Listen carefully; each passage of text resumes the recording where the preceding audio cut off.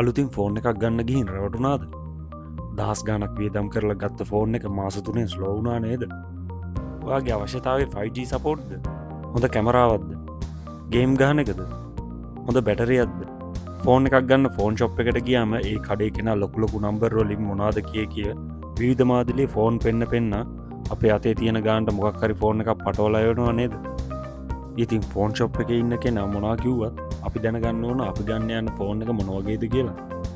අද කියලා දෙන්නම් එදිනෙදා සාමාන්‍ය පාවිච්චියට ෆෝන් එකක් ගන්නකොට අපි සලකා බලන්න ඕන ගුණාංග මොනවද කියලා. අද කතා කරන දේවල් දන්නේ නැතුව අලුතින් ෆෝන් එකක් ගන්න ගිහින් අමාරුවේ වැටෙන්න එපා.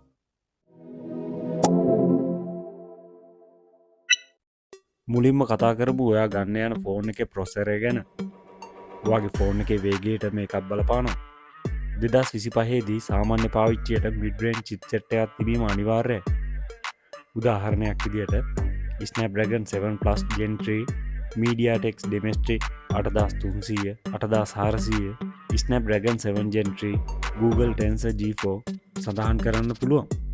මතක තියාගන්න ඕන කාරණේ තමයි ප්‍රොසෙසර් එක අලුත් වෙන තරමට AI features වැඩ කරන්න පහසුයි. ඊළඟට කතා කරමු RAM එක ගැන. දෛනික පාවිච්චියට වගේම ෆෝන් එක හිර නොවී ස්මූත් මල්ටිටාස්කින් සඳහා අවම වශයෙන් 6GB RAM එකක් තියෙන්න ඕන. ඔයා ෆෝන් එකෙන් වීඩියෝ එඩිට් කරන්න, ගේම්ස් ප්ලේ කරන්න වගේ දේවල් බලාපොරොත්තු වෙනවා නම් අඩුම තරමේ 8GB RAM එකකට යන්න. 12GB වගේ RAM එකක් තියෙනවා නම් වඩා හොඳයි. RAM එක වැඩි වෙන තරමට ෆෝන් එක ස්ලෝ වෙන්නේ නැහැ. අවුරුදු ගානක් ඉදිරියට ෆෝන් එක පට්ට ගහන්න පුළුවන්. ඊළඟට කතා කරමු ස්ටෝරේජ් ගැන. ROM එක ෆෝන් මෙමරිය කියලා අදහස් කරන්නෙත් මේ ස්ටෝරේජ් එකට තමයි. අද වෙනකොට ෆොටෝස්, වීඩියෝස්, ඇප් එක වර්ගේ ඩොකියුමන්ට් ෆයිල් වල සයිස් එක වැඩි. මෙගාබයිට් ගාන එහෙමත් නැත්නම් ගිගාබයිට් ගාන. ඉතින් අවම වශයෙන් 128GB ස්ටෝරේජ් එකක්වත් තියෙන්න ඕන. ඊට වඩා එකකට යන්න පුළුවන් නම් හොඳයි.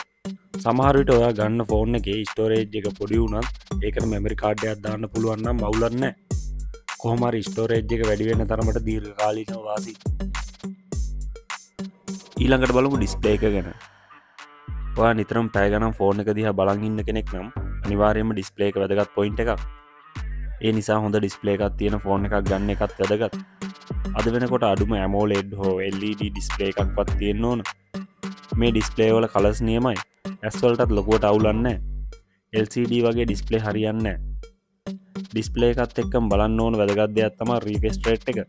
අඩුම තරමේ මේ වෙනකොට ගන්න ෆෝන් එකට 90Hz රිෆ්‍රෙෂ් රේට් එකක්වත් තියෙන්න ඕන. 120Hz රිෆ්‍රෙෂ් රේට් එකකට යන්න පුළුවන් නම් වඩාත් හොඳයි. රිෆ්‍රෙෂ් රේට් එක වැඩි වෙන තරමට ස්ක්‍රෝලින් කරනකොට, ඇප්ස් ඕපන් කරනකොට හිර නොවී හොඳ ස්මූත්නස් එකක් බලා ගන්න පුළුවන්.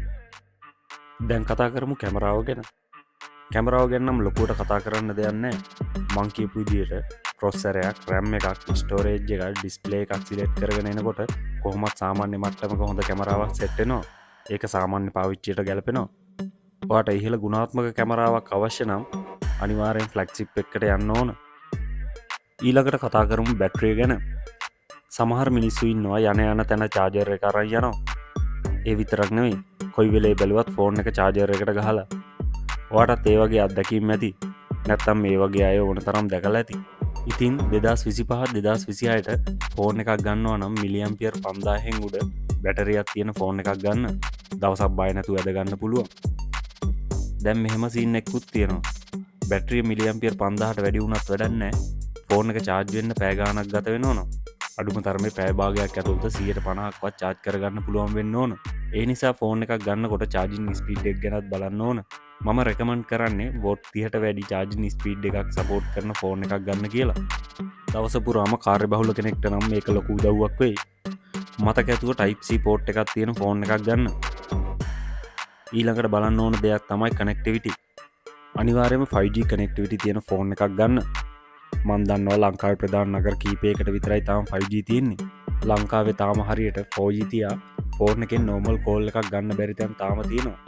ඒ කොහොම වුණත් අනාගතය ගැන හිතලා ෆෝන් එකක් ගන්නවා නම් 5G එකකට යන්න. වේගවත් ඩවුන්ලෝඩ්, අප්ලෝඩ් සහ වීඩියෝ කෝලින් සඳහා 5G පහසුකම අද වෙනකොට අත්‍යවශ්‍යයි. තව බලන්න ඕන දෙයක් තමයි ෆෝන් එකේ OS එක. OS කියන්නේ ෆෝන් එකට එන ඔපරේෂන් සිස්ටම් එක. සාමාන්‍යයෙන් මෙහෙමයි. මම මේ කියන්නේ Android users ලට.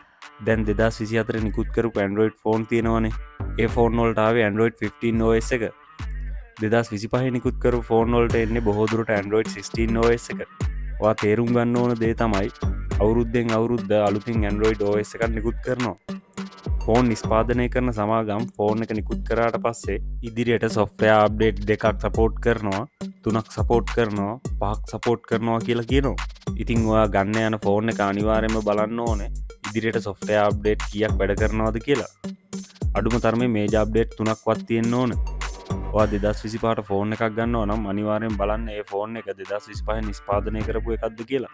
ඉදිරියට major update 3ක්වත් අඩුම තියෙනවද කියලා. එහෙම ගත්තොත් 2028 වෙනකම් ඔයාට බය නැතුව ෆෝන් එක පාවිච්චි කරන්න පුළුවන්. ඒ වගේම තමයි 2025 ඔයා ගන්න ෆෝන් එක නිෂ්පාදනය කරලා තියෙන්නේ 2023 කියලා හිතන්න. මේ ෆෝන් එකට major update 3ක් හම්බෙනවා කියමුකෝ. ඉතින් ඔයාට දැන් තේරෙනවා ඇති තව අවුරුද්දක් ඉස්සරහට ඒ කියන්නේ 2026 වෙනකොට මේකේ අප්ඩේට් නවතිනවා. ඔන්න එතනින් පස්සේ ෆෝන් එක හිර වෙනවා නම් මනල් ලෙඩ ගොඩයි. ඒ නිසා හරියට බලලා ගන්න. ඊළඟට ෆෝන් එකක් ගන්නකොට බලන්න ඕනම දෙයක් තමයි ඩියුරබිලිටිය. ඒ කියන්නේ ෆෝන් එකේ කල්පවැත්ම. ඉතින් ඔයා ගන්න ෆෝන් එක පොඩි වැස්සකට දුවිල්ලකට හානි නොවී තියෙන්න IP67 හෝ IP68 water and dust resistant පහසුකම තියෙනවද බලන්න. ඒකත් 2025ට සාමාන්‍යයෙන් අවශ්‍ය දෙයක්. 2025ට බලන්න ඕන තව දෙයක් තියෙනවා. ෆෝන් එකේ වගේම අපේ පෞද්ගලිකත්වය ආරක්ෂා කරගන්න fingerprint sensor එකක් හෝ හොඳ Face ID පහසුකම. සාමාන්‍යයෙන් ෆෝන් එක sensitive data තියෙන්න පුළුවන්. බැංකු තොරතුරු වගේ දේවල්.